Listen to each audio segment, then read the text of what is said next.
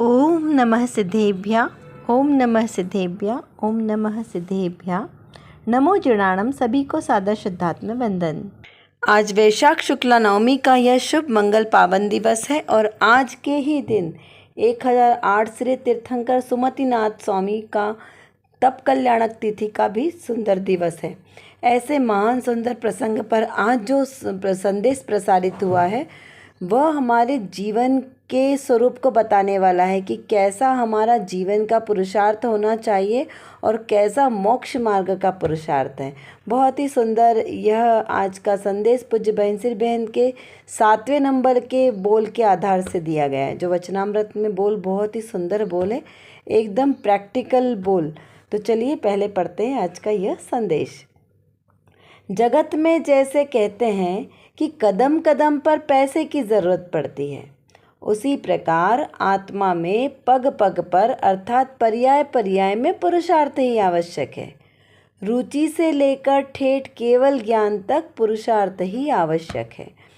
क्या कहा यहाँ पर कि संसार में जैसे आप कोई भी काम करो तो वहाँ पर आपको कदम कदम पर पैसे की ज़रूरत है। जैसे आपका गर्भ, अभी आपका जन्म भी नहीं हुआ, जीव गर्भ में आया तब से उसको पैसे की आवश्यकता है। अब बोले कैसे, तो जैसे ही माता के गर्भ में आया है तो उसे डॉक्टर के पास जाना है, क्योंकि अभी तो कितने सारे हो गए। पहले सोनोग्राफी करवाओ, टेस्ट करवाओ, मतलब उसका खाता वहाँ से चालू हो गया।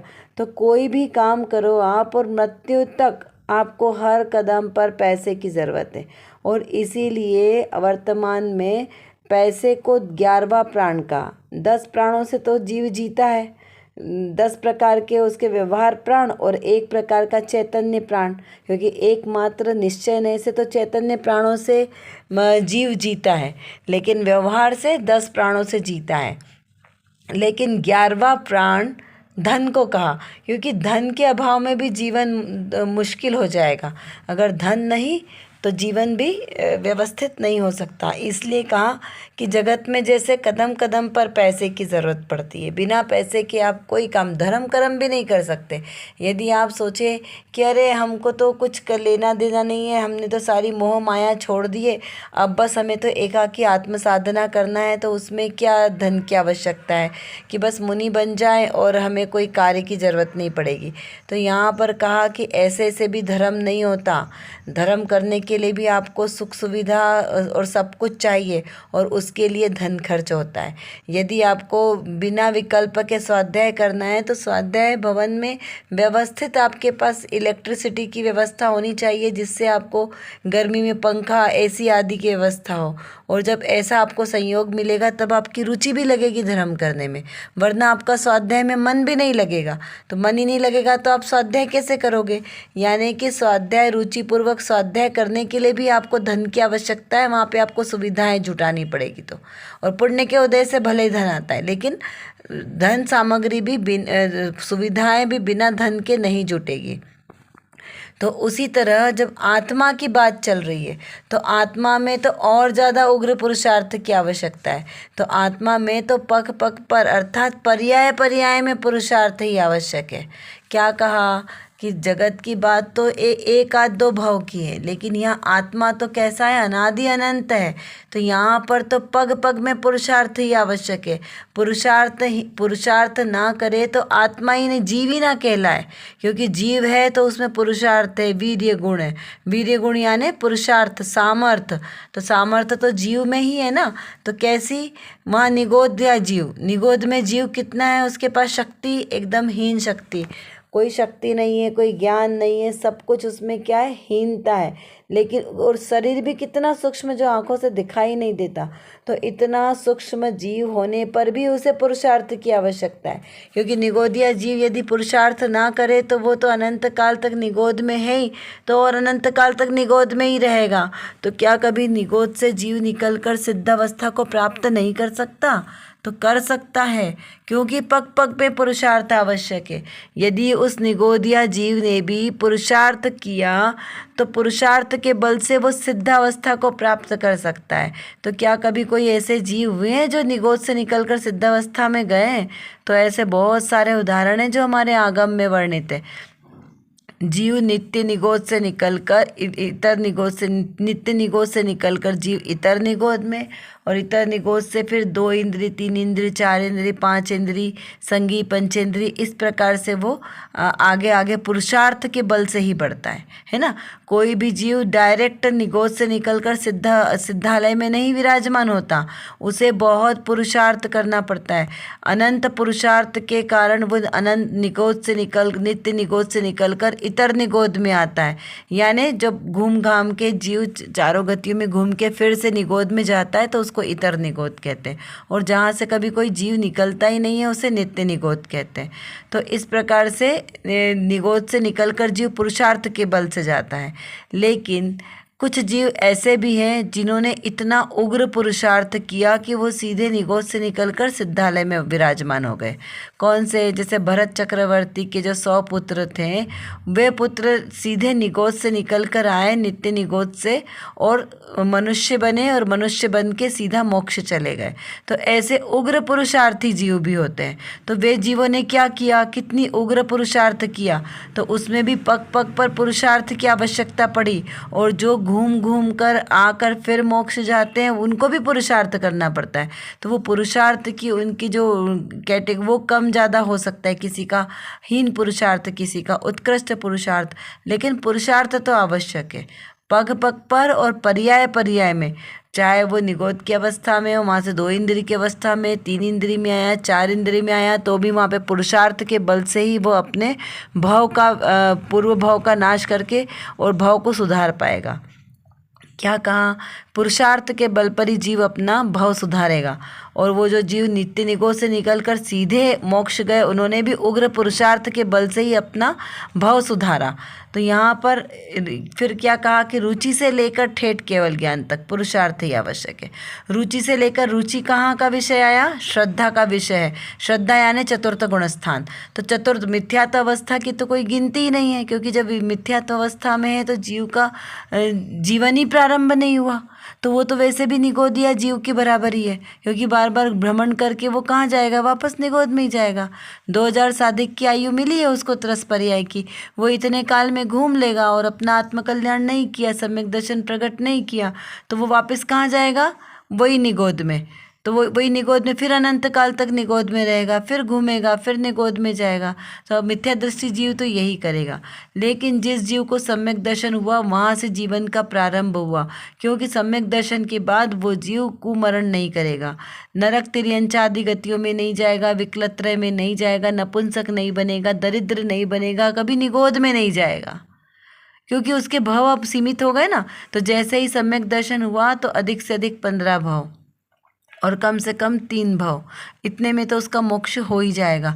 और अधिक की संख्या लें तो अर्धपुद्गल परावर्तन, बस इतना ही समय घूमेगा, इससे ज़्यादा जीव संसार में नहीं घूमेगा, उसको निश्चित ही मोक्ष हो जाएगा। किस जीव को?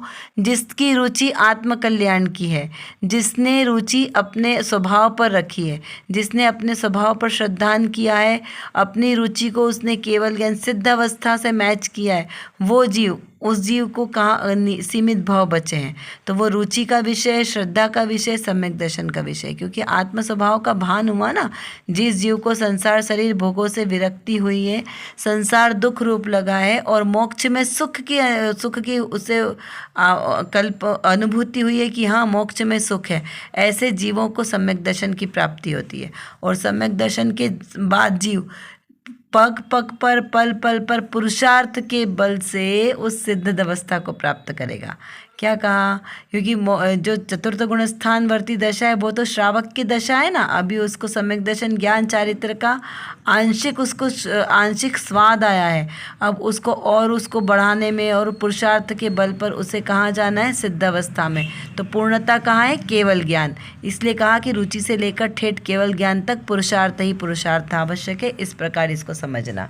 चलिए अब देखते हैं आज की रत्नकणिका में कौन सी विशेष बात आई है। यहाँ पर रत्नकणिका में यह आत्मानुशासन ग्रंथ के 34 जो सूत्र है गाथा, उसके आधार से लिया गया है। जो आचार्य गुणभद्र स्वामी ने इसे ग्रंथ को रचा है, यह द्रव्यान योग का बहुत ही सुंदर सार गर्भित ग्रंथ है। यहाँ पर एक उदाहरण दिया गया है। उदाहरण में आया है कि जैसे किसी सिंह की दाढ़ में आया हुआ पशु अपने शरीर को खाने वाले सिंह का विचार तो नहीं करता और क्रीड़ा करने का उपाय करता है तो बड़ा आश्चर्य होता है, उसी प्रकार यमराज की दाढ़ के बीच में काल यानी मृत्यु को प्राप्त यह लोक अपनी आयु का हरण करने वाले काल रूपी सिंह का तो विचार नहीं करता और राज्य आदि पद को प्राप्त करने के लिए अनेक उपाय करता है। यह अत्यंत आश्चर्य की बात है। अतः ऐसी मूर्खता को छोड़कर यम का चिंतन करते हुए विषयों की वांछा छोड़ना चाहिए। क्या कहा यहाँ पर, क्या छोड़ना चाहिए? देखिए, अभी आप बाहर में जाएं तो कहीं पर भी जाएं कि तो सब क्या कहेंगे, धर्म उपदेश के नाम पर आलू मत खाओ, प्याज मत खाओ, रात्रि भोजन मत करो, पानी छान कर पियो, ये सारा उपदेश क्रिया का देंगे। व्रत उपवास करो कि अष्टमी चौदस के व्रत उपवास करो, इस प्रकार कुछ न कुछ करने की बात करेंगे, है ना। लेकिन कोई यह नहीं बता रहा कि मिथ्यात्व सबसे बड़ा पाप है। तो सबसे पहले तुम मिथ्यात्व को छोड़ो, पर द्रव्यों के प्रति आसक्ति का भाव छोड़ो। ये 5 इंद्रिय के विषय भोग मेरे सुख के साधन है, सबसे पहले ये मान्यता को छोड़ो, क्योंकि 5 इंद्रियां तो मेरी होती नहीं है। मैं आत्मा हूँ और आत्मा की कोई इंद्रियां नहीं होती, अतीन्द्रिय स्वभावी है आत्मा। तो यहाँ पर दृष्टि को बदलना है। खाना पीना से अभक्ष का सेवन, ये सारी चीज़ें तो जड़ की क्रिया है ना। शरीर खाता है, आत्मा कुछ खाता है क्या? नहीं खाता। तो सबसे पहले तो आत्मा की दृष्टि को बदलना है। तो जीव वो तो विचार ही नहीं करता और बस बाहर के क्रियाकांड में लगा रहता है। तो यहाँ पर उदाहरण से बताया, जैसे कोई क्रूर सिंह है। अब सिंह के पास कोई चूहा मूषक अगर आ गया और उसने उसको अपने पंजे में पकड़ लिया है, ठीक है, लेकिन फिर भी वो जो चूहा है वो डर नहीं रहा है कि अरे ये शेर मुझे खा जाएगा, क्योंकि वो शेर की तो पकड़ में है ना, तो वो उसको कभी भी उसके प्राण हर सकता है। तो उसे वहाँ डर नहीं है, बल्कि वो वहाँ पर शेर के हाथ में, उसके हाथ में बंधा होने के बाद भी मस्ती कर रहा है, उछल कूद करने का प्रयास कर रहा है। तो यहाँ पर कहा कि उसके जैसा मूर्ख और कौन होगा कि वो तो शेर के हाथ में है, तब भी उसको वहाँ पर उछल कूद समझ में आ रही है, क्रीड़ा करना है। तो उसी प्रकार हम जीव भी क्या कर रहे हैं, जैसा वो बेचारा चूहा, अज्ञानी चूहा, हम उसे तो अज्ञानी कह देते हैं कि अरे इसको ज्ञान नहीं है, लेकिन हम भी वैसे ही प्रवृत्ति कर रहे हैं। ये उदाहरण हमारे लिए ही दिया गया है कि हम इन 5 इंद्रिय के विषय भोग में इतने लिप्त हो गए हैं कि हमें ये पता ही नहीं चल रहा है कि मेरी आत्मा अनादिकाल से इस शरीर के आश्रय से, इन कर्मों के कारण मेरी आत्मा 4 गति की 84 लाख योनियों में भ्रमण करके दुख उठा रही है। क्यों? क्योंकि मैंने इन 4 गति 84 लाख योनियों में ही अपनापन मान के रखा है और इन पर द्रव्यों का ही कर्ता भोक्ता स्वयं को मान के रखा है और अपने स्वभाव का कभी ध्यान किया ही नहीं। इसलिए ये काल रूपी जो यमराज है वो मुझे निकल रहा है, और एक बार काल के गाल में समा गए तो आयु का हरण हो गया, तो फिर पता नहीं कहाँ किस गति में जाना होगा। अभी हमें मनुष्य गति मिली है, संगी पंचेंद्री पना मिला है, लेकिन फिर भी हम क्या कर रहे हैं, 5 इंद्रिय के विषय भोगों में अति आसक्त हैं, थोड़े भी नहीं, अति आसक्त। 5 इंद्रियों के विषय भोग हमें एक साथ भोगने हैं, क्योंकि अभक्ष का कोई विचार नहीं, स्वाध्याय करना नहीं, कुछ नहीं। तो ये 5 इंद्रिय के विषय भोग कैसे हैं? काल के समान है, और मेरी आयु जैसे ही ख़त्म हो जाएगी तो काल की गाल में सब समा जाएंगे। फिर दोबारा से ये मनुष्य भाव मिलना या नहीं मिलना, इसकी कोई गारंटी नहीं है, क्योंकि बहुत बहुत बहुत महापुण्य के उदय से यह मनुष्य भाव प्राप्त होती है। चिंतामणि रत्न के समान है ये दुर्लभ मनुष्य पर्याय।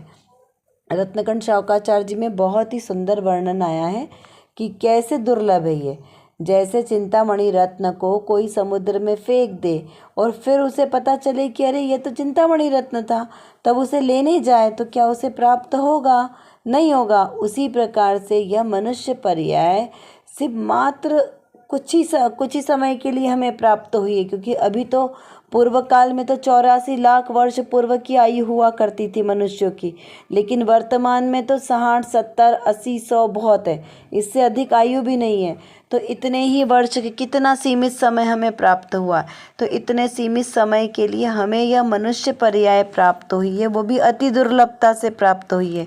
लेकिन इस मनुष्य पर्याय में भी हमने अपना आत्मकल्याण नहीं किया, संयम धारण नहीं किया, अपने 5 इंद्रियों के विषयों से विरक्त स्वयं को नहीं किया, तो क्या होगा, वापस से संसार का परिभ्रमण चलता रहेगा और फिर उसके बाद हमें कोई ज्ञान मिलेगा या नहीं मिलेगा ये भी कोई गारंटी नहीं है। आज तो हमें जैन धर्म मिला है, रुचि मिली है, लेकिन अगले भाव में हमें मिलेगा या नहीं मिलेगा इसकी गारंटी तो कोई नहीं दे सकता, है ना, क्योंकि जैसे हमने परिणाम किया उस हिसाब से हमारा बंध होगा। तो यहाँ पर ऐसा बता रहे हैं कि इस प्रकार से यह मनुष्य जीव, यह आत्मा इतने कष्टों को सहन करता हुआ भी अब उसे जब मोक्ष का मार्ग प्राप्त हुआ है, क्योंकि मनुष्य गति में ही संयम की साधना हो सकती है और संयम की आराधना नहीं होगी जब तक मोक्ष की प्राप्ति नहीं होगी। तो संयम की साधना के लिए यह उत्कृष्ट सुयोग्य काल मिला है। लेकिन इसमें भी यदि जीव 5 इंद्रिय के विषयों में रमण करेगा तो वो फिर जीव कैसे अपने सुख को प्राप्त करेगा। तो ऐसे अभागे जीव की तो बात क्या कहें, ऐसी यहाँ पर सीख दी गई है कि अगर हमें सुख प्राप्त करना है तो अब क्या करना है, पहले अपनी आत्मा को पहचानना है। आत्मा को पहचानना, आत्मा का स्वरूप पहचानना और उस रूप आचरण करना, उस रूप लीनता करना, क्योंकि मेरा स्वभाव कैसा है जानना देखना। तो हमें अनुभव में भी यही लाना है कि मैं मात्र जानने देखने वाला हूँ, किसी से कोई भी बहस नहीं, झगड़ा नहीं, किसी को कोई बात कहना या किसी बात का कर्ता स्वयं को मानना, यह सब कार्य मेरे नहीं है। इस प्रकार हमें विचार चिंतन करना है। हम जितना विचार चिंतन करेंगे ना उतनी हमारी दृष्टि क्लियर होगी। तो चलिए अब देखते हैं कुछ प्रश्नों के माध्यम से कि आज में क्या विषय आया था। मनुष्य का 11वां प्राण धन को बताया है, तो किस प्रकार से बताया है। पुरुषार्थ किसे कहते हैं, 4 प्रकार के पुरुषार्थ कहे हैं ना, धर्म, अर्थ, काम और मोक्ष। तो ये 4 प्रकार के पुरुषार्थ क्या है। जैसे किसी को दोनों किडनियां फेल हो जाए और डॉक्टर की सलाह के अनुसार उसे भोजनादिक ना दे तथा वह अपनी इच्छा से, स्वेच्छा से दिनचर्या बनाए, तो क्या वह कभी ठीक हो सकता है। तो उसका क्यों ठीक नहीं हो सकता, कैसे ठीक नहीं हो सकता, इस पर विचार करें। वर्तमान में संसार का स्वरूप हमें स्पष्ट दिखाई दे रहा है और सच्चे सुख का मार्ग भी। तब हमें कौन से मार्ग पर चलना चाहिए, विचार करें, चिंतन करें। शक्तिशाली आत्मा है या कर्म। कर्म तो शक्तिहीन है, जड़ है, तो हमें किसका आश्रय लेना चाहिए, विचार कीजिए। कर विचार तो पाम। हम जितना विचार करेंगे उतना ही हमारा विषय क्लियर होगा, क्योंकि हमारे पास समय की कमी है और जानना बहुत ज़्यादा है। और किसको जानना है, अपने ही ज्ञायक स्वभाव को जानना है। तो जब तक हम अपने इस ज्ञायक स्वभाव को नहीं जानेंगे तब तक हमारा कोई भी कार्य सिद्ध नहीं हो सकता। तो एकमात्र जो मेरे अंदर, मतलब मेरे आत्म स्वभाव में जो ज्ञान नाम का विशेष गुण है, इस गुण को एकमात्र अपने ज्ञायक स्वभाव को जानने में लगाएं तो निर्विकल्प दशा की प्राप्ति होगी। और इस निर्विकल्प दशा के ही आश्रय से हमें शाश्वत सुख की प्राप्ति होगी। तो वो शाश्वत सुख हमें प्राप्त हो, इसीलिए पुरुषार्थ करना आवश्यक है। उसके लिए व्यवहार से तो सच्चे वीतरागी देवशास्त्र गुरु का आश्रय लेना योग्य है और निश्चय नय से मेरी निज शुद्धात्मा का आश्रय लेना ही सर्वश्रेष्ठ उपाय है। अभी के लिए बस इतना ही। विशेष चर्चा हम आगे की कक्षाओं में करेंगे। तब तक हम अपने आत्मस्वरूप को जानें, पहचानें और उसी में लीन रहें। इसी विशेष मंगल भावना के साथ आप सभी को सादर जय जिनेंद्र।